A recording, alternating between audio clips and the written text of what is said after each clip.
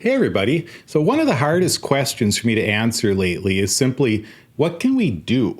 For example, I've talked a fair amount about Trump's demonization of immigrants lately, and it's disgusting to me to see the way Christians are supporting Trump's racist and bigoted policies. And it's upsetting to talk about that stuff sometimes. Like yesterday, when I talked about Trump's new whites only, or at least whites mostly refugee policy. And I've noticed that sometimes I might have done a good job describing the problem, but in the end, I sort of left my listeners, a few of them at least, kind of depressed or sad or whatever. And that's never my intention. I'm not sad or depressed myself about this stuff, although I am angry quite often. And I'm generally hopeful about the long term. But the only reason I feel hopeful is that, aside from all of the Sunday school answers, the reason I feel hopeful in the things that I see in the world is that the MAGA movement is just so patently absurd on its face, and it requires so much degradation of a person's character to continue to follow that movement that I do think America will turn on that movement one day. So I try to speak the truth about what I see in hopes that if enough of us keep speaking the truth, someday the truth will break through in a big way. And I still believe that 20 years from now, no one is going to even admit to having been all in on the MAGA movement. But anyway, in the meantime, I think it does stress people out if we spend too much time describing the problem and not as much time offering an application. And quite often people will leave a comment on my videos that just say this question: what can we do? And even back when I was preaching, the weakest part of my sermon was always the application. I've never been super good at telling people what to do or how to live. I'm more of an ideas guy. I'm not a political person.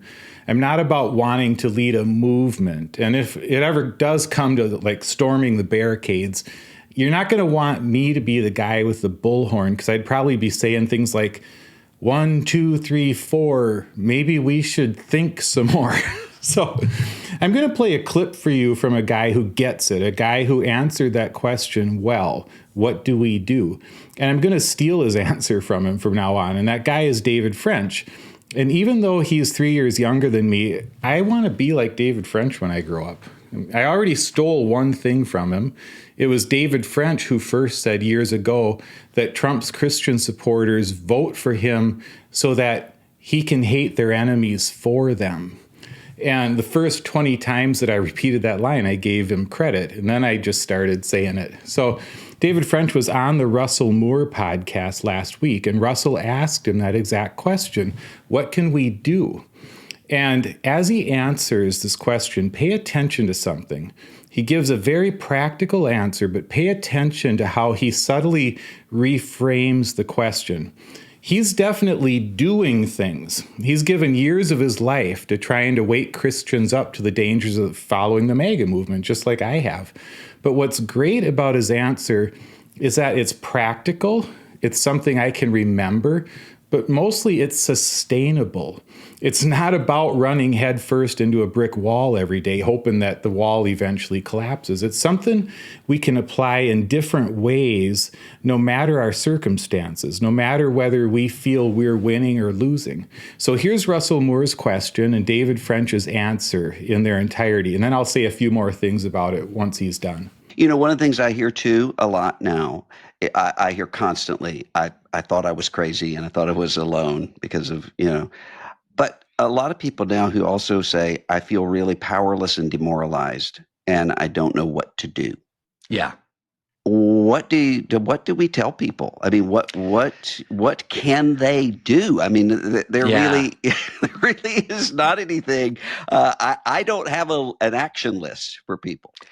So here's the way I have thought about this, because it's very hard to give a one size fits all, right? Answer to that, because people are in lots of different places in life and they have lots of different callings and roles. And so, you and I, we both grew up in the South, and I don't know about you, Russell, but one of the things that I grew up as I got older, I was very curious. What were my relatives doing and thinking and saying during the civil rights movement? Yeah.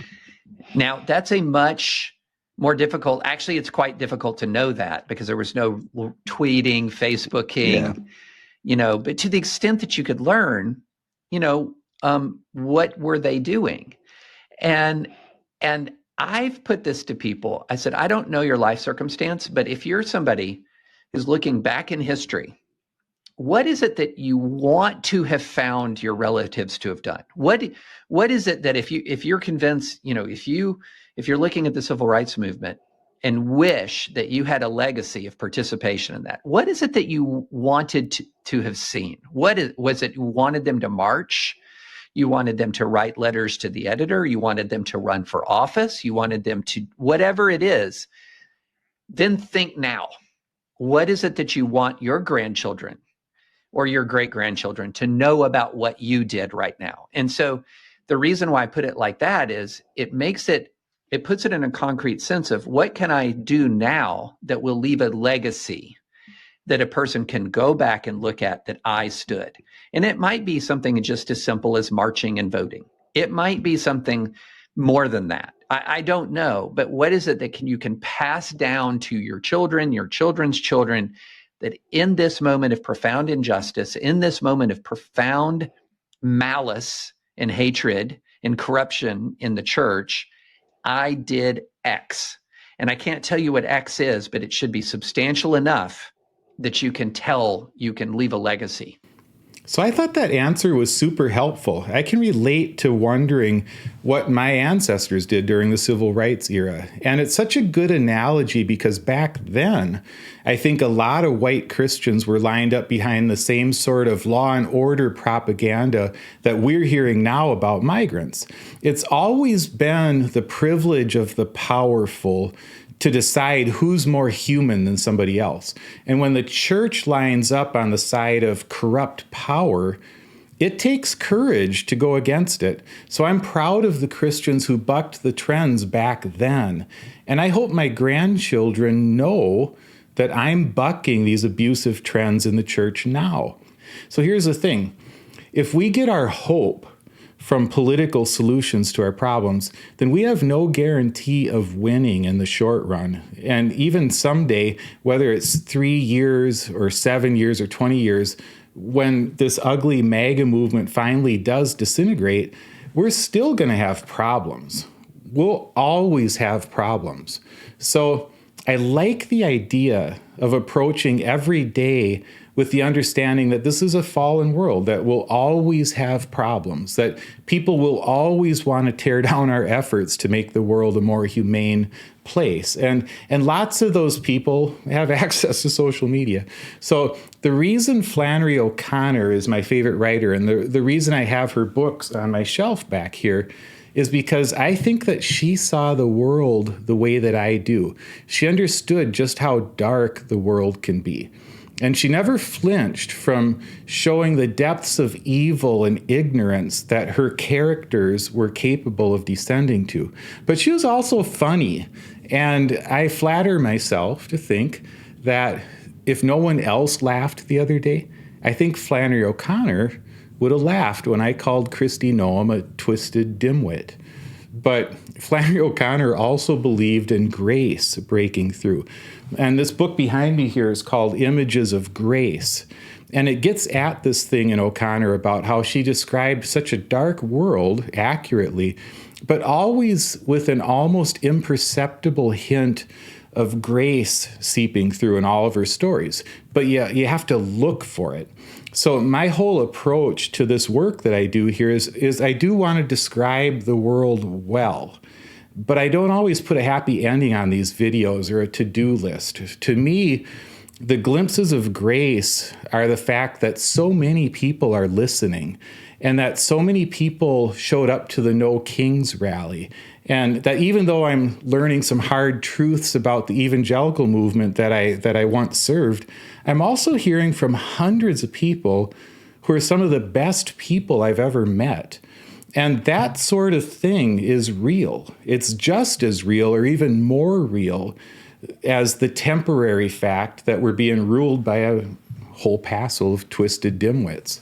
So if you listen to me and anything I say makes you feel hopeless, I hope you apply David French's words into the situation and ask yourself, and this is what I'm doing too, what if this is the way it's going to be maybe for the rest of my life? I mean, I hope not, but what if? What if the change happens after I'm gone? What do I want my children and grandchildren or my nieces and nephews or whoever to know about what I did, about the actions that I took during this time? That's not about winning. Although, yeah, for the sake of the people who are being abused, I do hope we win. And it's not about self-glorification, about wanting to look good in the eyes of our descendants. When you ask yourself a question like that, the reason I think it's profound is that helps us to discover our deepest values. How do I want to be remembered means what do I care about? And then wanting to live that way. How do I want my granddaughter to remember me? That means how do I want to live? And once we figure that out, I think the rest is details. And it takes some of the anxiety off of all of this when we realize that this is all a process that we're in. And it's a process that this nation has been in for hundreds of years.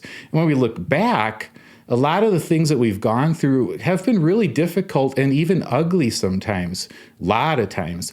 But there have always been people throughout our history who did stand on conviction, who knew their deepest values, and they lived those values out. So I guess I want to be one of those people.